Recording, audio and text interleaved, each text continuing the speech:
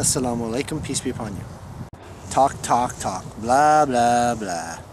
The more we talk and argue about meaningless things, the more we end up resorting to absurd statements, and we end up having no direction in our conversation.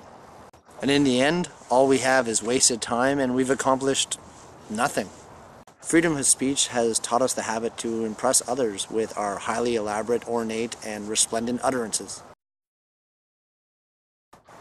Big words and flamboyant speech. Most people tend to be insincere in their rants and usually give a false impression of who they are and what they're actually saying.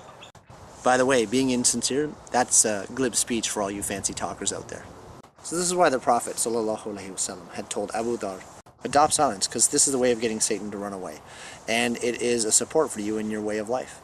If we don't learn to control our tongue, we end up struggling. The Prophet ﷺ also said, the faith of a man cannot be straight unless the heart is straight, and the heart cannot be straight unless the tongue is straight. Now what's the best approach? Allah has recommended silence unless speech is required.